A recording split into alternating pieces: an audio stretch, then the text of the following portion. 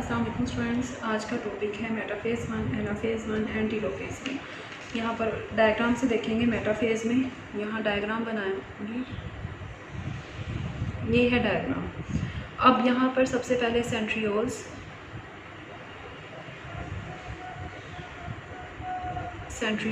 अब यहाँ से निकलेंगे स्पिंडल फाइबर। ये है आपके पास स्पिंडल फाइबर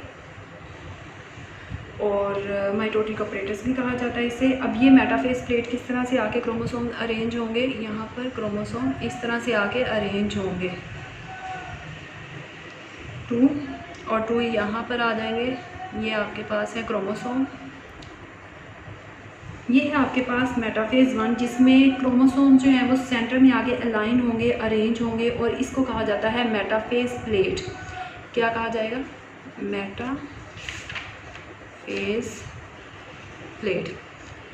इक्टोरियल प्लेट भी कहा जाता है इसे, इक्टोरियल प्लेन भी कहा जाता है। एनाफेज़ 1 में क्या होगा, आपने माइटोसिस में पढ़ा, यहाँ पर भी सेम वही प्रोसेस होगा। एनाफेज़ 1 में डायग्राम में आपको नज़र आ रहा है काइनेटोकोर स्पिंडल फाइबर जो है वो शॉर्ट हो चुके हैं और अपने ये पोल्स हैं इसके, ये रिस्पेक्टिव पोल अपने अपने पोल्स की तरफ ये क्रोमोसोम्स को जो है वो पुल कर रहे हैं। It result in pulling apart the chromosome of each pair. दोनों पेयर आपस में ऊपर मेटाफेज़ में ये दोनों अटैच थे, लेकिन यहाँ पर ये एक दूसरे से सेपरेट होकर अपने अपने पोल की तरफ जा रहे हैं।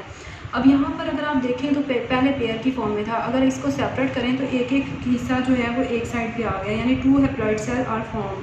Each chromosome still contain a pair of sister. अभी भी इनके पास पेयर ऑफ सिस्टर क्रोमेटिड है, अगर ये सेपरेट होंगे भी तो भी ये 1 2 3 4 इस तरह से आएंगे। स्टार्टिंग में जो है अगर आप मेटाफेज़ में देखें 1 2 3 4 हैं क्रोमोसोम, तो यहाँ पर आपके पास 1 2 3 4 अभी हैं। अभी देखते हैं किस तरह से ये सेपरेट करेंगे।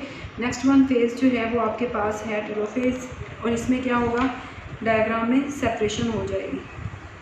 ये देखें,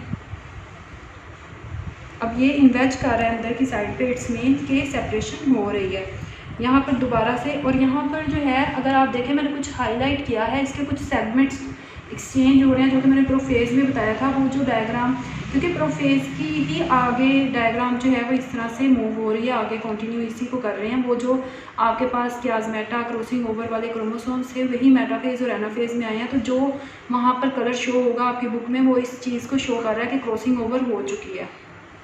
तो ये है आपके पास टेलोफेज़। यहाँ पर न्यूक्लियोलस दोबारा से आएगा और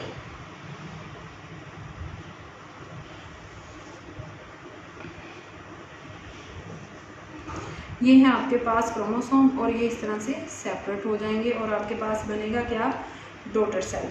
डॉटर सेल इस तरह से आ जाएंगे आपके पास।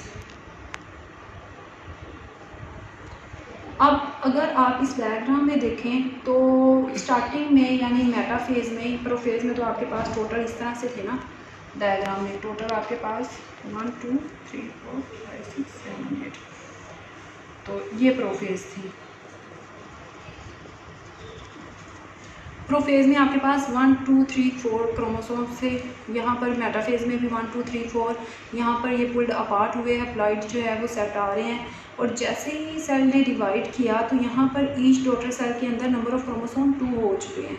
2 इसमें है, 2 इसमें है। It's mean it is a type of cell division in which number of chromosome reduce to half. तो इंट्रो में आपने पढ़ा था रिडक्शन, ये है रिडक्शन, जिसमें नंबर ऑफ क्रोमोसोम जो है वो रिड्यूस हो चुके हैं, हाफ हो चुके हैं।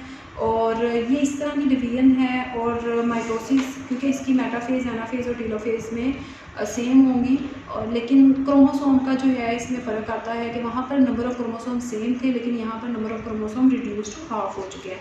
अगर बुक में आप डायग्राम देखें तो यहाँ से मैं आपको डायग्राम दिखाना चाहूँगी। प्रोफेज़ इंटरफेज़ में यहाँ पर अभी कंडेंस फॉर्म में है, सेंट्रियोल्स भी अभी इतना प्रिपेयर नहीं है, न्यूक्लियोलस भी आपको नज़र आ रहा है। तो प्रोफेज़ 1 में आपके पास क्या हुआ कि स्पिंडल फाइबर्स आ चुके हैं, क्रोमोसोम जो हैं वो अपीयर हो चुके हैं, यहाँ पर थ्रेड लाइक हैं, यहाँ पर प्रोमिनेंट हो चुके हैं प्रोफेज़ 1 में। आगे प्रोफेज़ 1 का ही पार्ट है, इसमें कियाज़मेटा फॉर्मेशन हुई और उसके बाद जो है फॉर्मेशन ऑफ मेटाफेज़ प्लेट, जिसमें क्रोमोसोम सेंटर में आके अरेंज हो चुके हैं। एनाफेज़ में क्रोमोसोम्स अपने अपने रिस्पेक्टिव पोल की तरफ मूव कर रहे हैं और यहाँ पर डॉटर सेल बन चुका है। आप एरो लगा के prophase metaphase, anaphase and telophase. अगर आप इसको और इसे नहीं करना चाहते, आप डायरेक्ट यहाँ से कर सकते हैं। तो इसको एरो लगा के इस तरह से सर्कल की फॉर्म में और दोबारा से ये आप डायग्राम बनाएंगे, क्योंकि डायग्राम इसकी ज़रूरी है।